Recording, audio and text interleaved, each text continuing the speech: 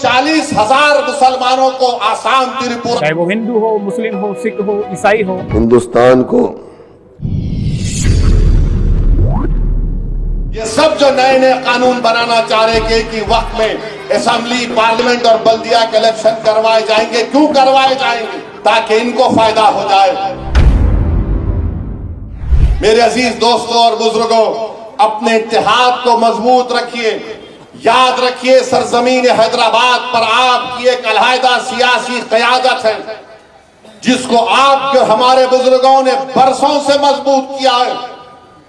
और आपकी एक सियासी अलहदा क़यादत की वजह से आप देखते हैं कि हिंदुस्तान की पार्लियामेंट में मजलिस इत्तेहादुल मुस्लिमीन बेबाकी के साथ उन तमाम मसले और मसाइल को उठाती है।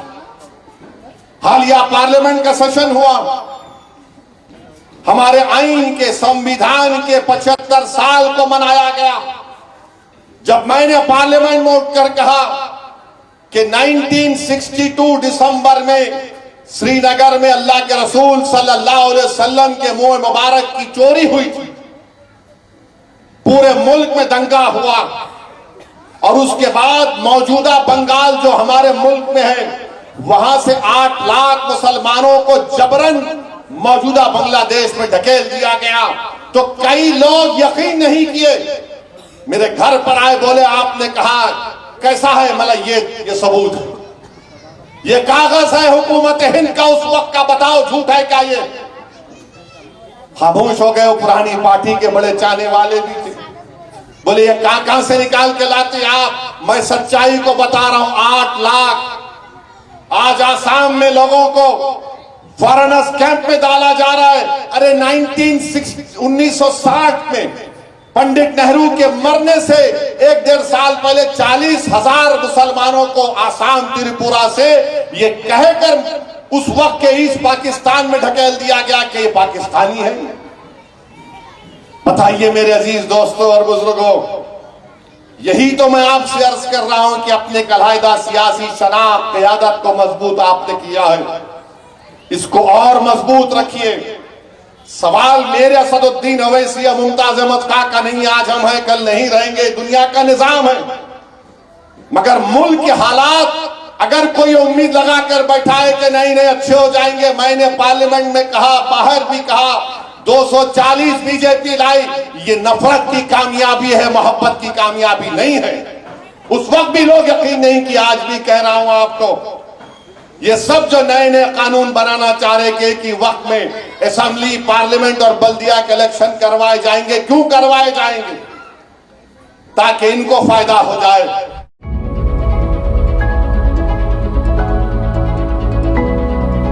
देश के तमाम अच्छे लोग, देश से प्यार मोहब्बत करने वाले लोग एक जगह इकट्ठे हों और इकट्ठे होकर एक संदेश दें। वो संदेश ऐसा होना चाहिए कि सारे भारत को कैसे एक छतरी के नीचे लाया जा सकता है, जहां सभी लोग प्यार और मोहब्बत से रह सके। चाहे वो हिंदू हो, मुस्लिम हो, सिख हो, ईसाई हो, चाहे किसी भी जाति और धर्म का व्यक्ति हो। और जो प्रभु श्री राम का संदेश था कि सारे जाति, सारे धर्मों को साथ लेकर चलना चाहिए। और राहुल गांधी जी ने मुझसे पूछा कि साधु संतों को कैसे जोड़ा जा सकता है, तो मैंने कहा कि सभी साधु संत एक ही विचारधारा के नहीं होते हैं। संत का मतलब है जो सज्जन हो, जो पूरी दुनिया से मोहब्बत करे, पूरे संसार से मोहब्बत करे, वही संत है। संत की नज़र में ऐसा नहीं है कि कोई जाति या कोई धर्म स्पेशल है। अगर जिनके अंदर मानवता है, जिनके अंदर इंसानियत है, वह सभी लोग संत की श्रेणी में आते हैं। इस प्रकार की हमने चर्चा की। और मेरे सदर नक़ीब मिल्लत अलहाज बैरिस्टर असदुद्दीन ओवैसी साहब की जानिब से और हबीब मिल्लत अली जनाब अलहाज अकबरुद्दीन ओवैसी साहब, क़ायद मुक़न्नना तेलंगाना असम्बली व MLA की जानिब से आज मैं यहाँ पर बड़े अफसोस के साथ, बड़े गम के साथ इस बहस में जो हमारे साबिक़ prime minister doctor Manmohan Singh साहब के इंतकाल के मौके पर मैं यहाँ खड़ा हुआ हूँ। सबसे पहले मैं ये कहूँगा कि डॉक्टर मरहूम मनमोहन सिंह साहब साबिक प्राइम मिनिस्टर ने इससे बड़ा तेलंगाना के लिए, तेलंगाना की आवाम के लिए आज जो हम यहाँ तेलंगाना असेंबली में बैठे हुए हैं, उसके लिए तेलंगाना को बनाने के लिए एक अहम रोल उन्होंने अदा किया। और ना सिर्फ ये बल्कि उनके 10 साल के सुनहरी दौर में हिंदुस्तान को doctor Singh took countless initiative to transform India into economic powerhouse and to ensure the all-round development of the people, including scheduled castes, scheduled tribes, other backward classes, minorities and economically weaker sections.